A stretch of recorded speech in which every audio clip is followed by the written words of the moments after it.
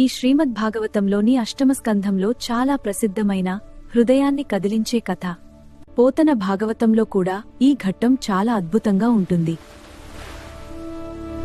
త్రికూట పర్వతం పక్కన ఒక అందమైన సరస్సు ఉండేది. అక్కడ గజరాజు అనే భారీ ఏనుగు తన భార్యలతో కలిసి సంతోషంగా జలక్రీడలాడుతూ నీళ్లలోకి దిగింది. అలా ఆనందంగా తన భార్యలతో కలిసి జలక్రీడలాడుతూ విహరిస్తాడు. నాతా, ఈ సరస్సు నీళ్లు ఎంత మధురంగా ఉన్నాయో! మీ తొండంతో చిమ్మిన నీరు మా మీద పడుతుంటే ఆనందంగా ఉంది. మరోసారి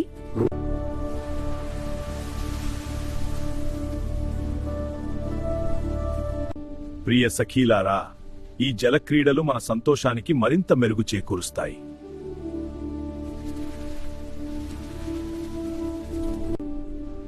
మీరంతా చుట్టూ ఉండగా నా బలం మరింత పెరుగుతుంది.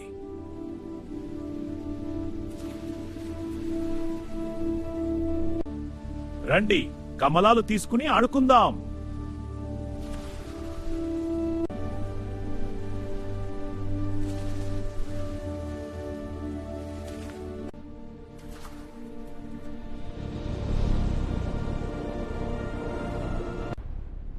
అప్పుడే ఆ నిశ్శబ్దాన్ని చీల్చుకుంటూ మొసలి గజరాజు కాలను పట్టుకుంది.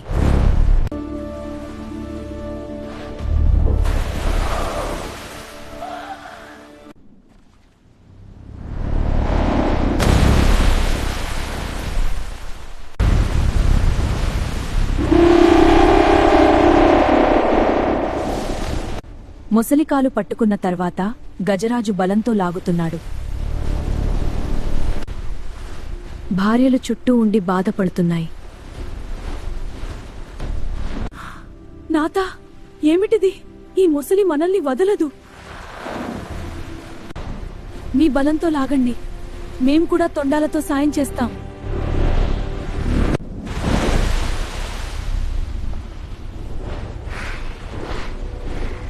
ఇద్దరూ ఏడాదులుగా పోరాడారు.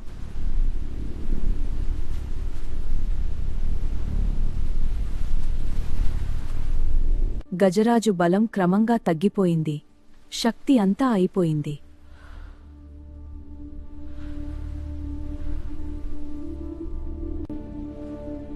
ప్రియ సఖీలారా, నా బలం క్షీణిస్తోంది. ఏడాదులుగా పోరాడుతున్న ఈ మకరం వదలట్లేదు. మీరు ప్రయత్నించవద్దు, మీకు హాని కలుగుతుంది. ఇది నా ఆపద. నేను ఒక్కడినే ఎదుర్కోవాలి.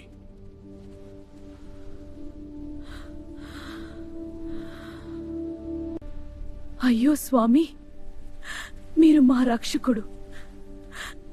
మీరు లేకుండా మేం ఎలా బ్రతకగలం? తన బలం, ఆస్తి, కుటుంబం ఏమీ రక్షించలేవని అర్థమైంది.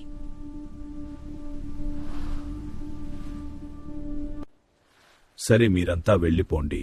ఈ సంసార బంధాలు ఇక పనికిరావు.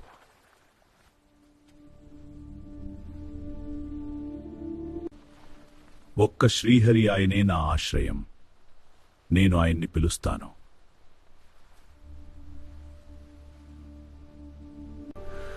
ఎవ్వనిచే జనించు జగమెవ్వని లోపల నుండు లీనమై.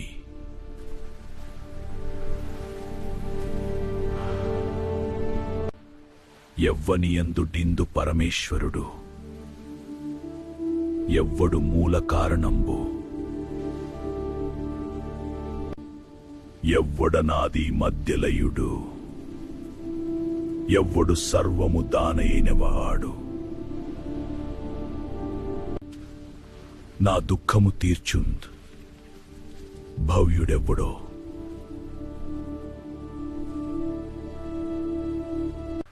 అలా ఈ గజేంద్రుడు తన ప్రాణానికన్నా ముందుగా తన భగవంతుణ్ణి పిలిచాడు.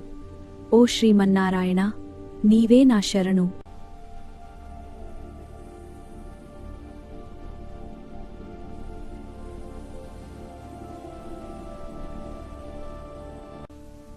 ఆ సమయంలో ఆయన ప్రణయ కలహంలో లక్ష్మీదేవి చీర చెంగును గట్టిగా పట్టుకుని ఉన్నాడు.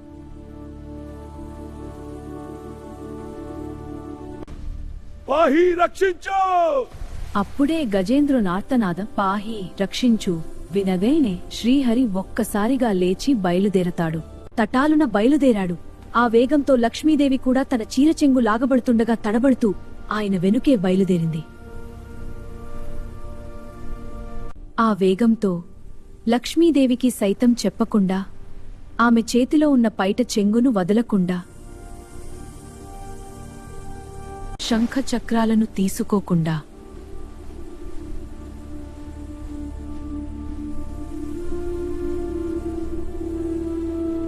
గరుడుని సిద్ధం చేయమని చెప్పకుండా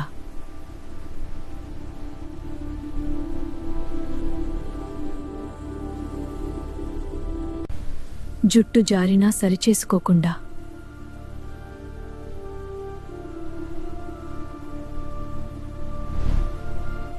నారాయుని వెనుక లక్ష్మీదేవి, ఆమె వెనుక అంతఃపుర స్త్రీలు, గరుడు, ఆయుధాలు, నారదుడు, వైంతంలోని సయుస్తసేలు. శ్రీహరి సరస్సుకు చేరగానే గజేంద్రుడు బాధతో బలహీనంగా ఉన్నాడు.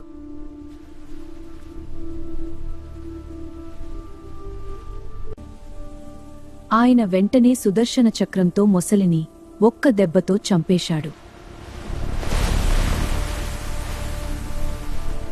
మొసలి రక్తం చిందుతూ చనిపోయింది.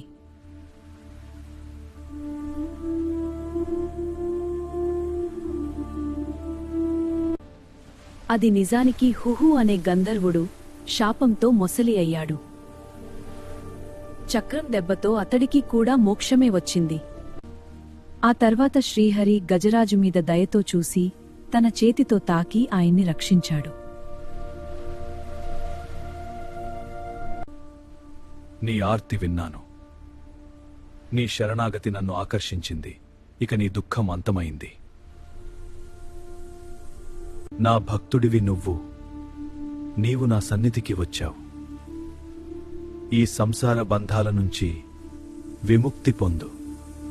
గజరాజు ఏడాదుల తరబడి మొసలితో పోరాడి తన బలం, శక్తి, కుటుంబం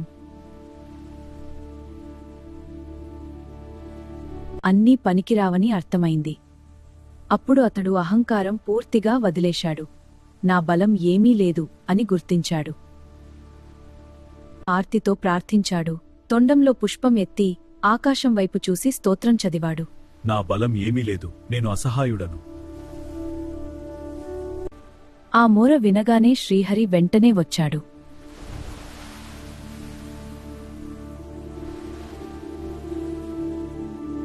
ఈ ఆర్తి, భక్తి, నిస్సహాయత, పూర్తి విశ్వాసం కలిగిన శరణాగతి.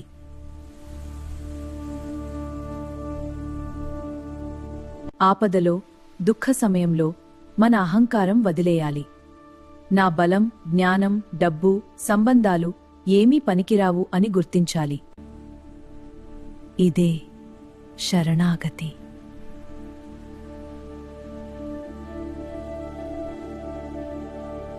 ఈ కథ విన్నవారికి, చదివినవారికి పాపాలు తొలగి, ఆపదలు దూరమై భక్తి పెరుగుతుంది. మోక్షం సులభంగా లభిస్తుంది. ఇది భక్తి మార్గంలో ఆర్తి, శరణాగతి ద్వారా భగవంతుని కృప ఎలా లభిస్తుందో చూపిస్తుంది. భక్తి మార్గంలో ఈ క్షణాలను ఆనందించండి. మరిన్ని పుణ్యమైన గాథల కోసం సబ్స్క్రైబ్ చేయడం మర్చిపోకండి.